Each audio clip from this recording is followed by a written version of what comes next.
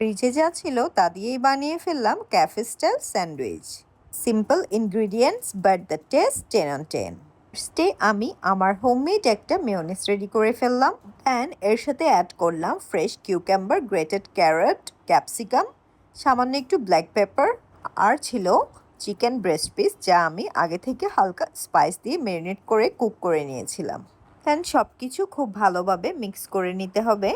Mix করে নিয়ে নেবেন ব্রেডের মাঝে স্যান্ডউইচের ফিলিংটা স্প্রেড করে দিবেন। দ্যাট সেট হয়ে গেল আপনার কুইক স্যান্ডউইচ। চাইলে এটাকে আপনারা টোস্টারে একটু গ্রিল করে নিতে পারেন, তাহলে খেতে আরও মজা লাগবে। তবে টোস্টারে গ্রিল করলে সাথে সাথে খেয়ে ফেললেই সেটা সবচেয়ে মজা লাগে। তবে যদি এটা লং টাইম গেস্টদের জন্য রেডি করে রাখতে হয়, তাহলে এভাবে সার্ভ করাটাই বেটার। এমন আরও quick and time saving recipe পেতে আমার পেজটি অবশ্যই ফলো করবেন। আল্লাহ হাফেজ এভরিওয়ান।